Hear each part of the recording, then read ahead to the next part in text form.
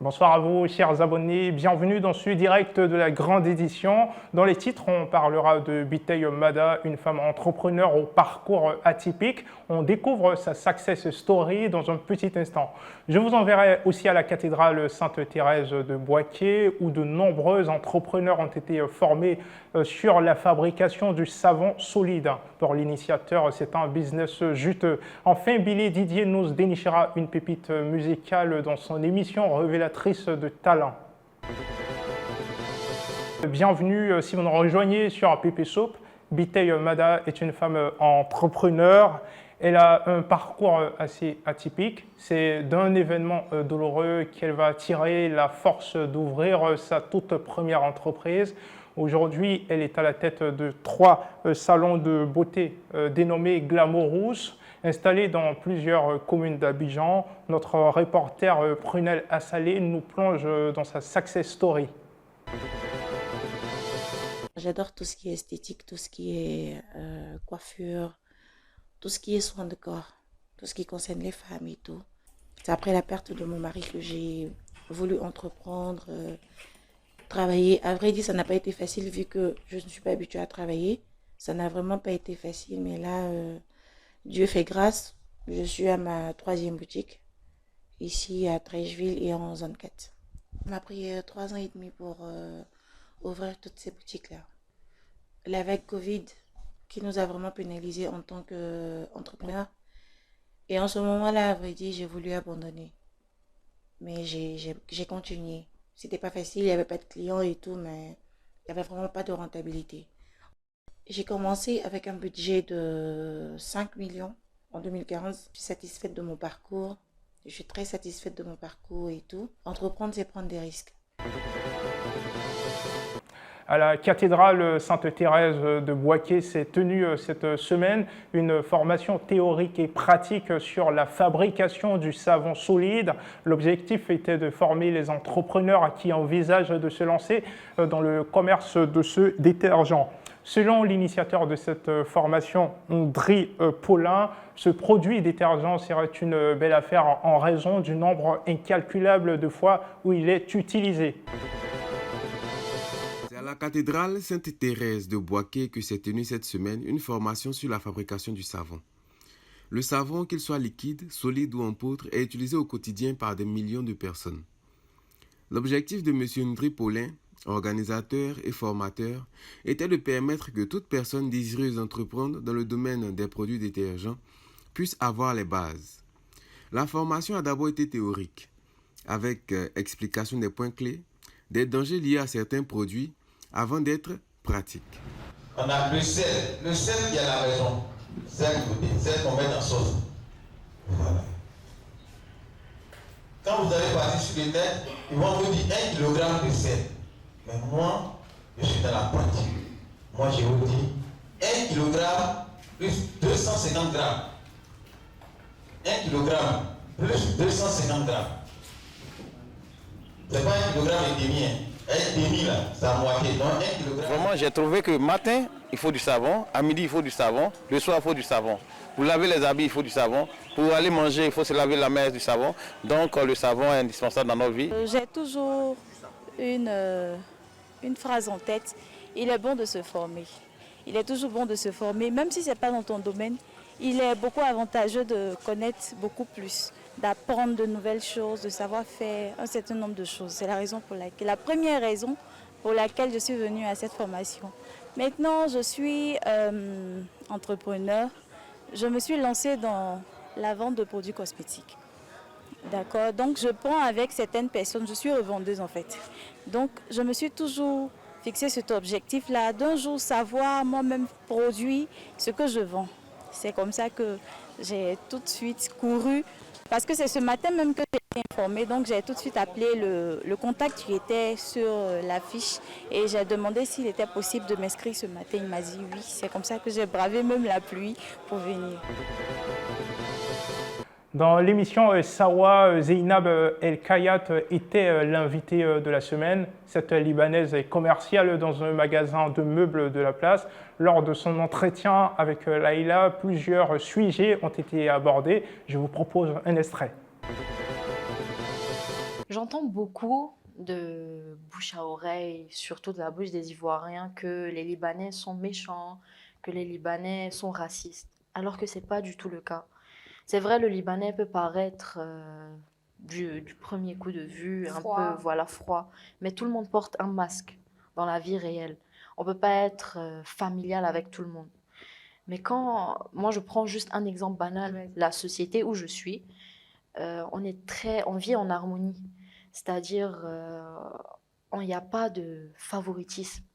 Et ça a été établi par la responsable de la société qui est Maïssa Daher. Et qui est d'ailleurs passée sur le plateau. Exactement. Elle fait en sorte que tout le monde vive en harmonie. Et ça, c'est l'un des meilleurs exemples que je peux donner aujourd'hui. Donc, si je comprends bien, le préjugé selon lequel il y a du favoritisme entre les Libanais, c'est-à-dire ils se choisissent qu'est-ce que je veux dire, à compétence égale un Libanais et un Ivoirien. C'est pas plutôt les Libanais qui vont choisir, mais ils vont voir les compétences, etc. Donc il n'y a pas de favoritisme. Benjamin Atigo est un jeune de la trentaine révolue qui n'a jamais eu l'occasion d'être scolarisé, un handicap qui ne le freinera pas pour autant dans ses ambitions. Après avoir enchaîné plusieurs petits boulots de vendeur ambulant, il est aujourd'hui responsable d'une cordonnerie installée à la Rivera à Toban. On le découvre dans ce reportage signé Prunel Assalé.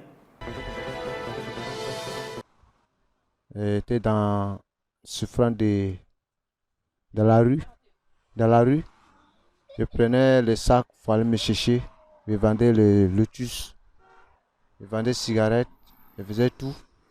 Après ça, maintenant, j'étais avec un ami. L'ami, on appelle Antoine, il faisait le travail de chaussures. En tant que chaussures, j'étais assis à côté de lui, en attendant que je vis avec lui. La machine, au moins, je peux fabriquer la chaussure, mais il n'est pas la machine. Mais je fais au moins des moyens, un peu, pour avoir des moyens pour payer la machine pour mettre en place. Je travaille avec, qu'on appelle ça, teinture noire, avec marron, teinture blanc, avec fil, avec colle, avec les matériels, les marteaux, avec brosse, c'est tout. Bon, mon matériel, je paye vers la pariméraire. Parce que je peux sortir à 5 000 ou bien 15 000. Ça me plaît. Quand je vois mes amis se débrouiller comme moi ça me plaît. Moi, ça me plaît aussi de me chercher dans les soirs. C'est ça, je me débrouille dedans pour manger dedans. La vie de l'homme sur Terre est-elle une forme de pèlerinage? Faut-il forcément se rendre dans un lieu saint pour faire son pèlerinage?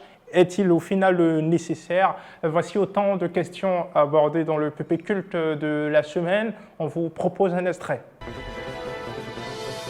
La base du pèlerinage est d'abord un mouvement, est d'abord la quête de pouvoir rechercher en réalité des repères. Écoutez, aujourd'hui nous organisons des pèlerinages dans le but de pouvoir vraiment palper ce qui est écrit dans la Bible. Lorsque nous allons en Israël, c'est dans le but de pouvoir vraiment se référer, avoir des repères, avoir la pleine conviction, avoir la preuve palpable que nous tenons vraiment dans ce lieu où Jésus-Christ est né, où Jésus-Christ vraiment a fait sa vie, où Jésus-Christ a connu la mort, où Jésus-Christ a été ressuscité. Mais je veux dire à quelqu'un aujourd'hui, le pèlerinage en réalité n'est pas seulement d'ordre humain, mais le pèlerinage aussi est aussi d'ordre religieux. Le livre de Proverbes 18, verset 22 dans la Bible nous dit ceci: « Celui qui trouve une femme trouve le bonheur ». C'est le cas de Niaé Oscar qui a récemment dit oui à sa moitié. On a suivi pour vous l'union civile du couple à Boaké. On vous propose de revivre cet instant de bonheur.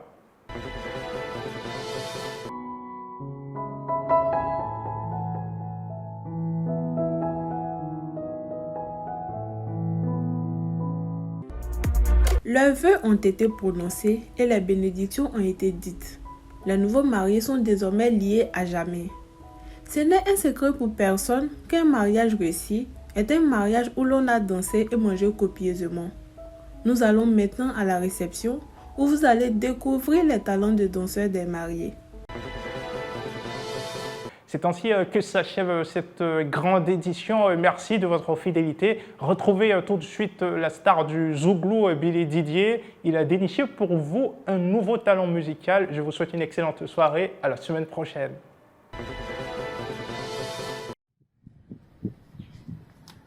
Bonsoir, bonsoir, bonsoir et bienvenue dans la grande édition de Pépé Soupe. Comme tous les dimanches, nous allons à la découverte d'un talent. Aujourd'hui, nous avons découvert une perle. Celui-là, c'est un joueur de kora. Il s'appelle Christ. On l'appelle Christ Kora.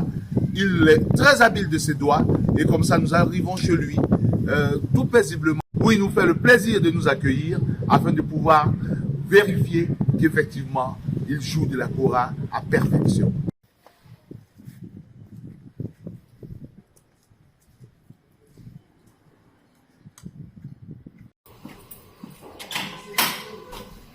Bonjour.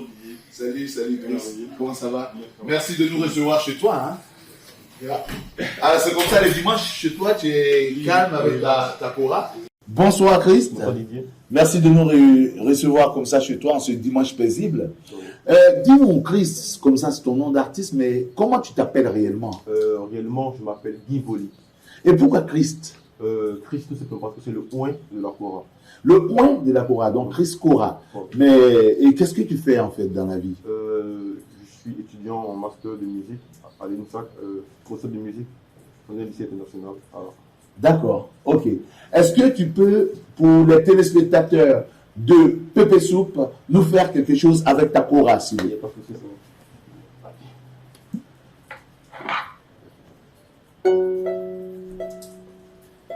Chers amis de la grande édition de Pépé Soupe, voici pour vous Christ Kora.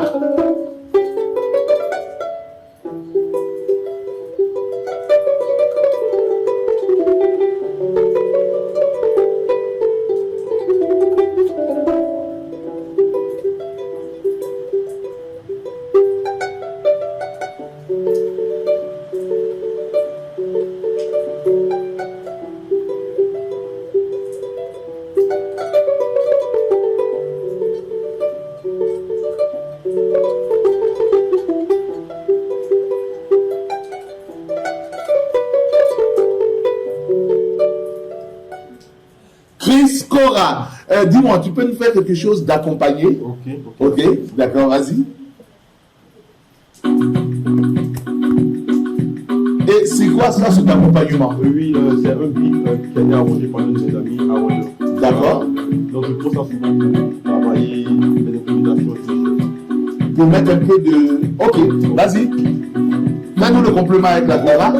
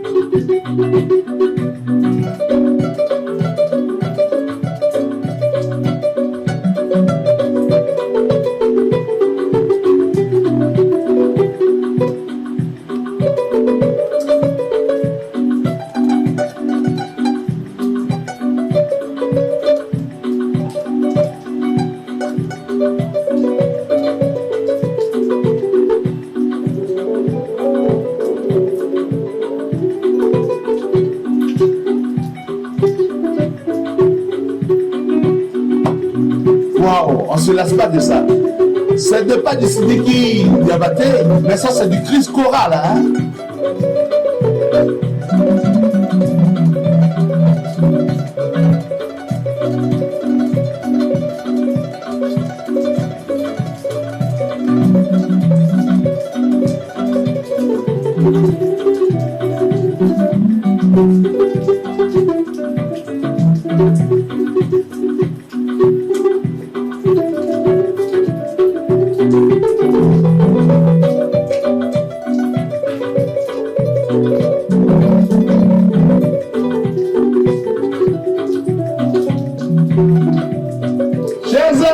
grande édition de Pépé Soupe. Nous avions aujourd'hui, loin de la Cora, Chris Cora. Nous espérons que vous avez passé un agréable moment avec nous et nous vous donnons rendez-vous le dimanche prochain pour la découverte d'un autre talent. Ça réussit toujours.